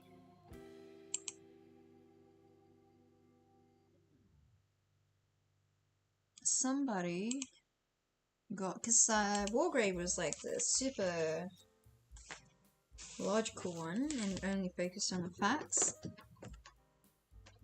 But now that he's gone, it's only there's the rest of them left, and none of them are as level-headed as Wargrave. So, red herring. Someone's going to jump to conclusions. Probably that, either Blue or Lombard, I think, because they've been, like, doing a lot of suspecting of people and trying to guess who, you know, like, who done it, kind of thing. So I'm guessing it might be either of those two, Blue or Lombard. And yeah.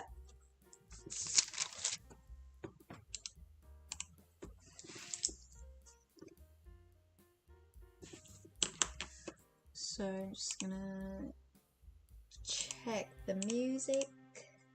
Yes, my mic is on. Good.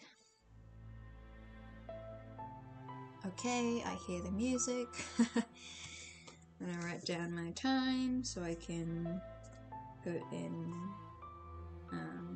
the time tags later on, whatever they're called, I forgot. Okay, here we go. Chapter 14.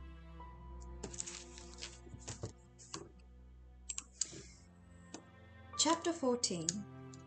They had carried Mr. Justice Wargrave up to his room and laid him on the bed. Then they had come down again and had stood in the hall looking at each other. Blore said heavily, "What do we do now?" Lombard said briskly, "Have something to eat. We've got to eat, you know."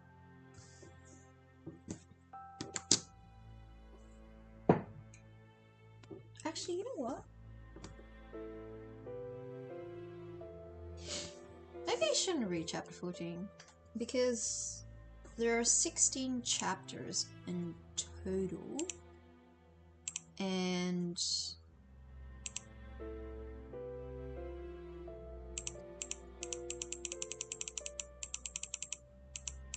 oh, okay, no, there's an epilogue.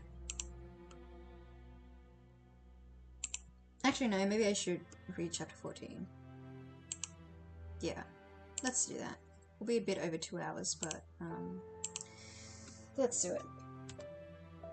So next reading stream would be 15-16 and then the epilogue. So yep, here we go, chapter 14. They had carried Mr. Justice Wargrave up to his room and laid him on the bed. Then they had come down again and had stood in the hall looking at each other. Blore said heavily, "What do we do now?" Lombard said briskly, "Have something to eat. We've got to eat, you know." Once again they went into the kitchen. Again they opened a tin of tongue. They ate mechanically, almost without tasting. Vera said, "I shall never eat tongue again." They finished the meal. They sat round the kitchen table staring at each other. Blore said, "Only 4 of us now. Who will be the next?" Armstrong stared. He said, almost mechanically, "We must be very careful," and stopped. Blore nodded.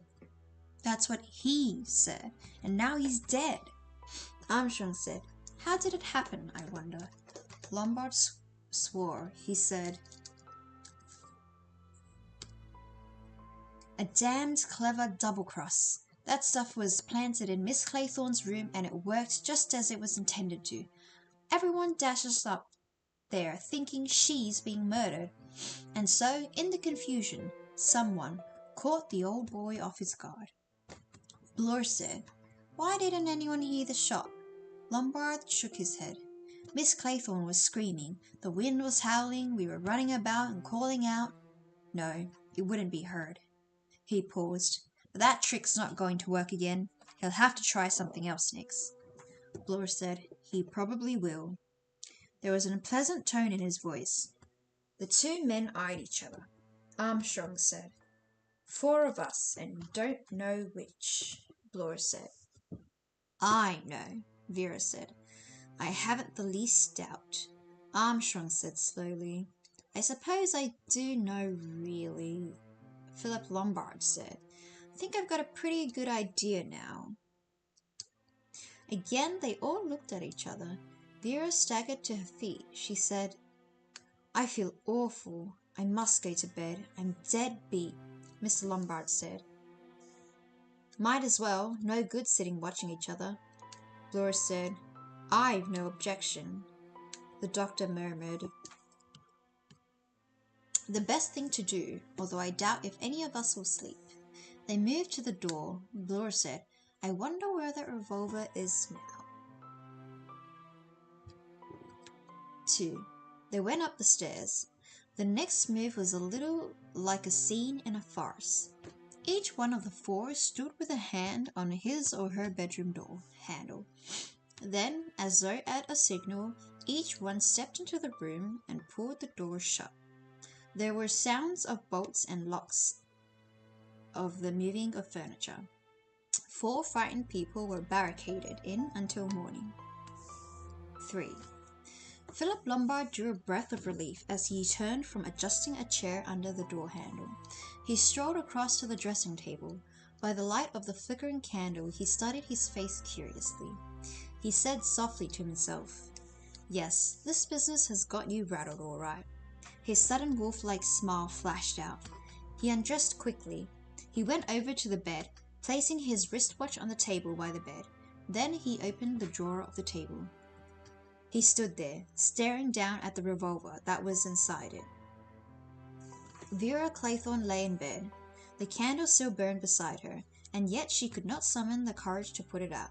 She was afraid of the dark. She told herself again and again, "You're all right until morning. Nothing happened last night. Nothing will happen tonight. Nothing can happen. You're locked and bolted in. No one can come near you." And she thought suddenly, "Of course, I can stay here locked in. Food doesn't really matter. I can stay here comes, even if it's a day or 2 days. Stay here, yes, but could she stay here, hour after hour, with no one to speak to, with nothing to do but think? She'd begin to think of Cornwall, of Hugo, of what she'd said to Cyril. Horrid, whiny little boy, always pestering her. "Miss Claythorne, why can't I swim out to the rock? I can, I know I can." Was it her voice that had answered? "Of course you can, Cyril, really. I know that. Can I go then, Miss Claythorne?" "Well, you see, Cyril, your mother gets so nervous about you. I'll tell you what. Tomorrow you can swim out to the rock. I'll talk to your mother on the beach and distract her attention. And then, when she looks for you, there you'll be standing on the rock waving to her. It will be a surprise." "Oh, good egg, Miss Claythorne. That will be a lark." She'd said it now. Tomorrow, Hugo was going to New Quay. When he came back, it would be all over. Yes, but supposing it wasn't? Supposing it went wrong? Cyril might be rescued in time, and then he'd say, "Miss Claythorne said I could." Well, what of it? One must take some risk. If the worst happened, she'd brazen it out. "How can you tell such a wicked lie, Cyril? Of course, I never said any such thing." They'd believe her all right. Cyril often told stories. He was an untruthful child. Cyril would know, of course, but that didn't matter. And anyway, nothing would go wrong. She'd pretend to swim out after him, but she'd arrive too late. Nobody would ever suspect. Had Hugo suspected? Was that why he had looked at her in that queer, far-off way? Had Hugo known? Was that why he had gone off after the inquest so hurriedly? He hadn't answered the one letter she had written to him. Hugo. Vera turned restlessly in bed. No, she mustn't think of Hugo. It hurt too much. That was all over and done with. Hugo must be forgotten. Why, this evening, had she suddenly felt that Hugo was in the room with her? She stared up at the ceiling, stared at the big black hook in the middle of the room. She'd never noticed that hook before. The seaweed had hung from that. She shivered as she remembered that cold, clammy touch on her neck. She didn't like that hook in the ceiling. It drew your eyes, fascinated you. a big black hook. Ex-Inspector Blore sat on the side of his bed. His small eyes, red-rimmed and bloodshot, were alert in the solid mass of his face. He was like a wild boar waiting to charge. He felt no inclination to sleep. The menace was coming very near now. 6 out of 10! For all his sagacity, for all his caution and astuteness, the old judge had gone the way of the rest. Blore snorted with a kind of savage satisfaction. What was it the old Geezer had said? We must be very careful. Self-righteous, smug old hypocrite. Sitting up in court feeling like God Almighty. He'd got his all right. No more being careful for him. Now there were 4 of them. The girl, Lombard, Armstrong, and himself. Very soon another of them would go. But it wouldn't be William Henry Blore. He'd see to that all right. But the revolver. What about the revolver? That was a disturbing factor. The revolver. Blore sat on his bed, his brow furrowed, his little eyes creased and puckered while he pondered the problem of the revolver. In the silence he could hear the clock strike downstairs. Midnight. He relaxed a little now, even went so far as to lie down on his bed, but he did not undress. He lay there thinking, going over the whole business from the beginning, methodically, painstakingly, as he had been wont do in his police officer days. It was thoroughness that paid in the end. The candle was burning down. Looking to see if the matches were within easy reach of his hand, he blew it out. Strangely enough, he found the darkness disquieting. It was as though 1,000 age-old fears woke and struggled for supremacy in his brain. Faces floated in the air. The judge's face crowned with that mockery of grey wool. The cold dead face of Mrs. Rogers. The convulsed purple face of Anthony Marston. Another face, pale, spectacled, with a small straw-coloured moustache. A face he had seen some time or other. But when? Not on the island. No, much longer ago than that. Funny that he couldn't put a name to it. Silly sort of face, really. Fellow looked a bit of a mug. Of course, it came to him with a real shock. Landor. Odd to think he'd completely forgotten what Landor looked like. Only yesterday he'd been trying to recall the fellow's face, hadn't been able to. And now here it was, every feature clear and distinct, as though he had seen it only yesterday. Landor had a wife, a thin slip of a woman with a worried face. Had been a kid too, a girl about 14. For the first time, he wondered what had become of them. The revolver. What had become of the revolver? That was much more important. The more he thought about it, the more puzzled he was. He didn't understand this revolver business. Somebody in the house had got that revolver. Downstairs, a clock struck 1. Blore's thoughts were cut short. He sat up on the bed, suddenly alert, for he had heard a sound. A very faint sound, somewhere outside his bedroom. There was someone moving about in the darkened house. The perspiration broke out on his forehead. Who was it? Moving secretly and silently along the corridors. Someone who was up to no good, he'd bet that. Noiselessly, in spite of his heavy build, he dropped off the bed and with 2 strides was standing by the door listening. But the sound did not come again.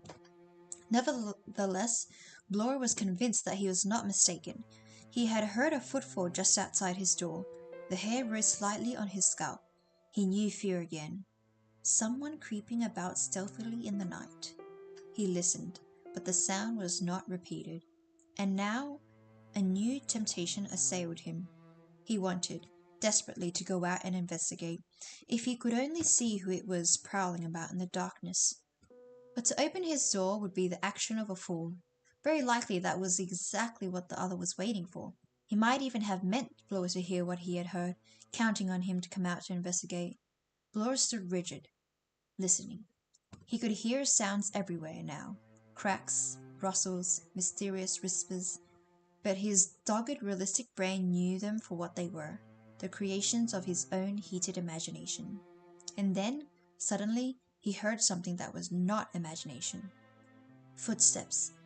Very soft, very cautious, but plainly audible to a man listening with all his ears as Blore was listening. They came softly along the corridor. Both Lombard's and Armstrong's rooms were farther from the stairhead than his. They passed his door without hesitating or faltering. As they did so, Blore made up his mind. He meant to see who it was. The footsteps had definitely passed his door going to the stairs. Where was the man going? When Blore acted, he acted quickly, surprisingly so for a man who looked so heavy and slow. He tiptoed back to the bed, slipped matches into his pocket, detached the plug of the electric lamp by his bed, and picked it up, winding the flex around it. It was a chromium affair with a heavy ebonite base, a useful weapon. He sprinted noiselessly across the room, removed the chair from under the door handle, and with precaution unlocked and unbolted the door. He stepped out into the corridor. There was a faint sound in the hall below. Blore ran noiselessly in his stockinged feet to the head of the stairs. At that moment he realized why it was he had heard all these sounds so clearly. The wind had died down completely, and the sky must have cleared. There was faint moonlight coming in through the landing window, and it illuminated the hall below. Blore had an instantaneous glimpse of a figure just passing out through the front door. In the act of running down the stairs in pursuit, he paused. Once again he had nearly made a fool of himself. This was a trap, perhaps, to lure him out of the house. But what the other man didn't realize was that he had made a mistake, had delivered himself neatly into Blore's hands. 4 of the 3 tenanted rooms upstairs, one must now be empty. All that had to be done was to ascertain which. Blore went stiffly back along the corridor. Okay, I'm gonna do a quick prediction here before we read onwards, but I'm guessing maybe Lombard went out because of maybe the pistol?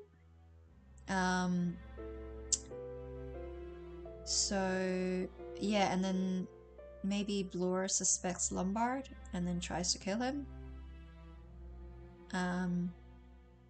But of course it's a red herring. So it's misleading him somehow. I don't know. Anyways, Blore went swiftly back along the corridor. He paused first at Dr. Armstrong's door and tapped. There was no answer. He waited a minute, then went on to Philip Lombard's room. Here the answer came at once. Okay, so not Lombard. Who's there? It's Blore. I don't think Armstrong is in his room. Wait a minute. He went on to the door at the end of the corridor. Here he tapped again. Miss Claythorne, Miss Claythorne. Vera's voice, startled, answered him. Who is it? What's the matter? It's all right, Miss Claythorne. Wait a minute, I'll come back. He raced back to Lombard's room. The door opened as he did so. Lombard stood there. He held a candle in his left hand. He had pulled on his trousers over his pajamas. His right hand rested in the pocket of his pajama jacket. He said sharply, What the hell is all this? Blore explained rapidly. Lombard's eyes lit up. Armstrong, eh? So he's our pigeon. He moved along to Armstrong's door. Sorry, Blore, but don't take anything on trust. He rapped sharply on the panel. Armstrong, Armstrong. There was no answer. Lombard dropped to his knees and peered through the keyhole. He inserted his little finger gingerly into the lock. He said, Key's not in the door on the inside. Blore said, That means he locked it on the outside and took it with him. Philip nodded. Ordinary precaution to take. We'll get him, Blore. This time we'll get him. Half a second. He raced along to Vera's room. Vera. Yes?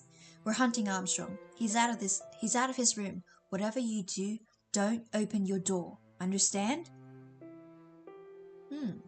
Maybe Vera's the one that's gonna be killed next. Either her or Armstrong. Yes, I understand. If Armstrong comes along and says that I've been killed or Blore's been killed, pay no attention. See?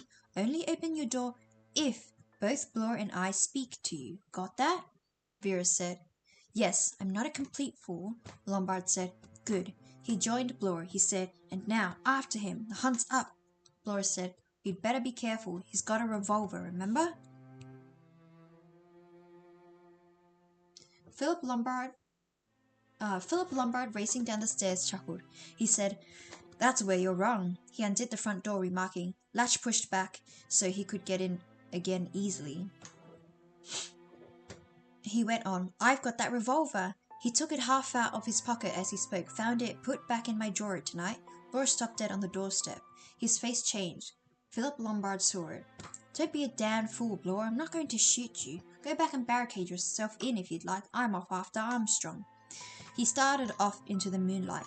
Laura, after a minute's hesitation, followed him. He thought to himself, "I suppose I'm asking for it, after all."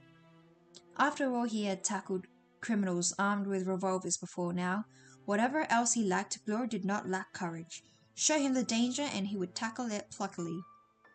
He was not afraid of danger in the open, only of danger undefined and tinged with the supernatural. 6. Vera, left to await results, got up and dressed.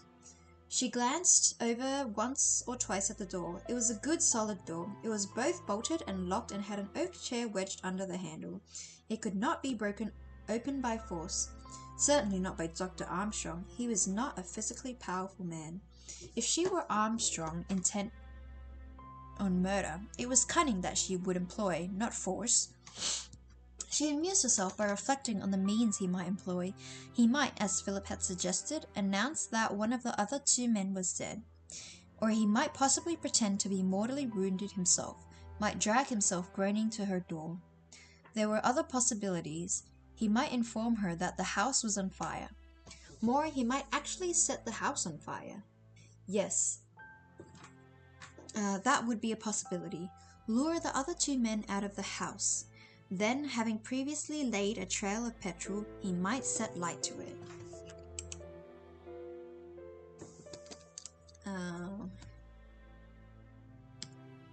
And she, like an idiot, would remain barricaded in her room until it was too late. She crossed over to the window. Not too bad. At a pinch one could escape that way. It would mean a drop, but there was a handy flower bed. She sat down and picked up her diary, began to write in it in a clear, flowing hand.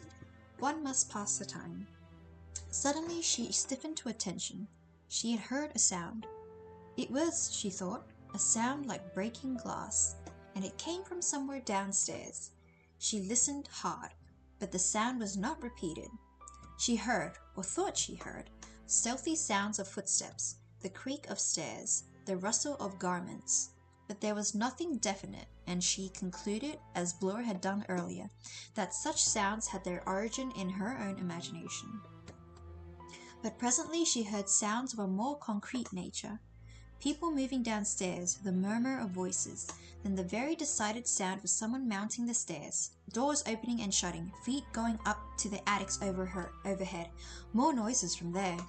Finally the steps came along the passage. Lombard's voice said, "Vera, you all right?" "Yes, what happened?" Laura's voice said, "Will you let us in?" Vera went to the door. She removed the chair, unlocked the door, and slid back the bolt. She opened the door. The two men were breathing hard. Their feet and the bottom of their trousers were soaking wet. She said again, "What's happened?" Lombard said, "Armstrong's disappeared." 7.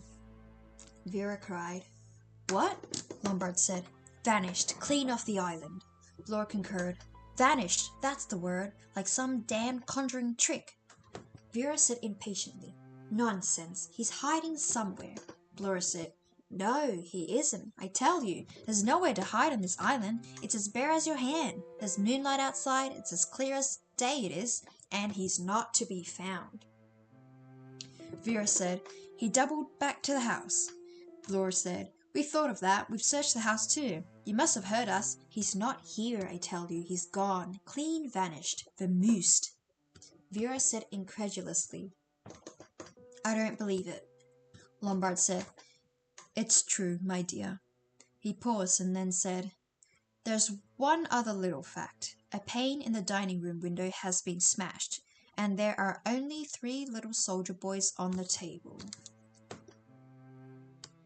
Okay, and that's the end of chapter 14, and that's the last of what's going to be read for today.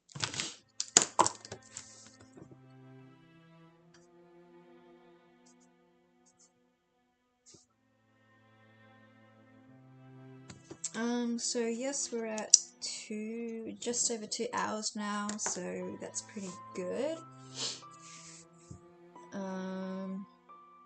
Checking audio again.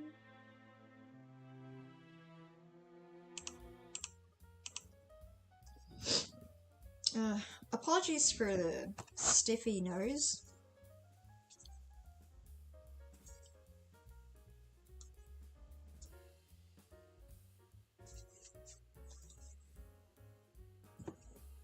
Oh, yeah. Anyways. So my prediction was wrong in terms of who's next. It seems like it was Armstrong that's gone now.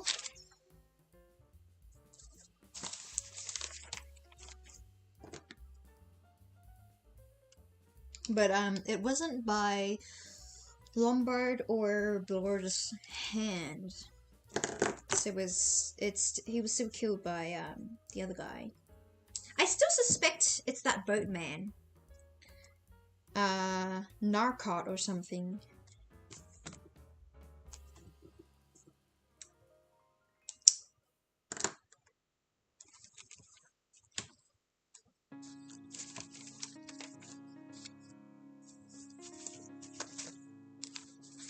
Okay. So that was the red herring. The next one is walking in the zoo, a big bear hugged one, and then there were two. And then someone in the sun got frizzled up, and then there was one. And the last one hung themselves.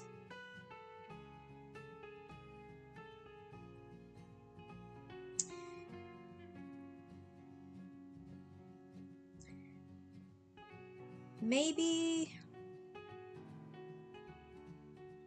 Bloor is lost. Maybe Lombard is the one that gets frizzled, and then the bear is Vera Claythorne? I don't know what's making me assigning these characters to these deaths, but yeah, I don't know.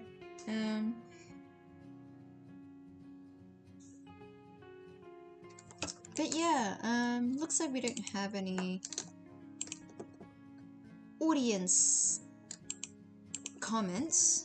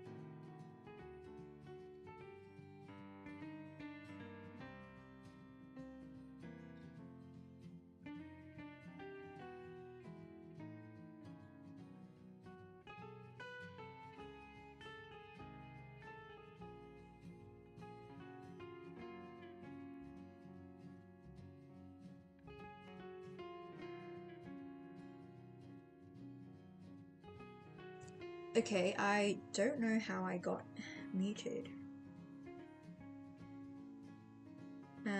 Testing.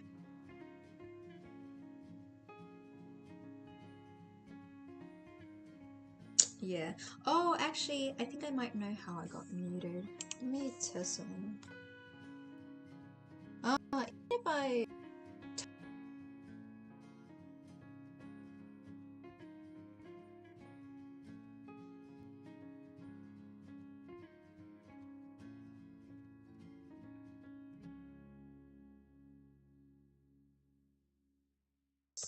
Whoops.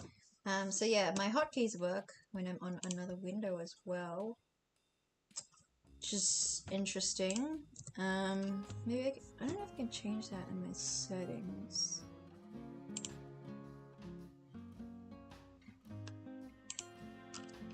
Filter.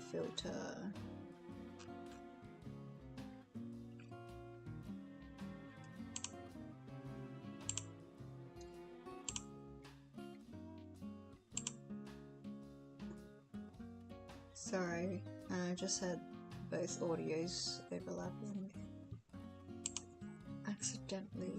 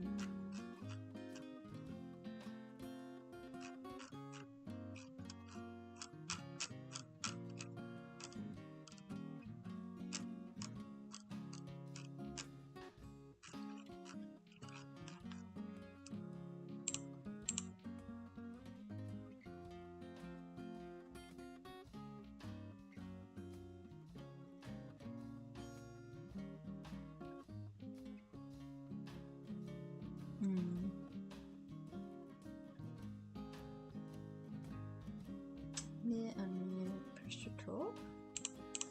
So we have mute, and that was unmute, and then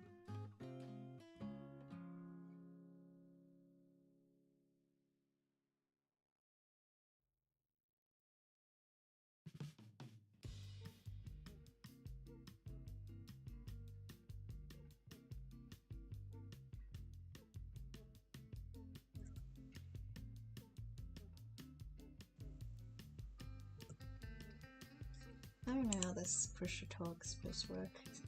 Because my hotkey's not really working. Whatever. Let's figure that out another time. I should probably change it away from M. I'm just gonna clear this up now. Okay. I'm gonna have to manually mute myself or and unmute. But that's fine. It means that I'll hopefully make less mistakes. Anyways, sorry for that checking at the end for this checking.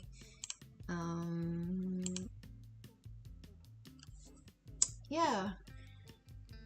I guess I'm just gonna end this now. My next reading stream, I hope is gonna be next week, and we most likely will be able to finish it off, because it's just two chapters, I believe. So it's 15, 16 in the epilogue.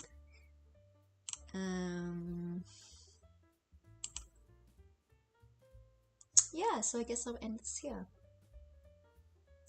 Thank you guys. There aren't a lot of viewers, but thank you for the live viewers here.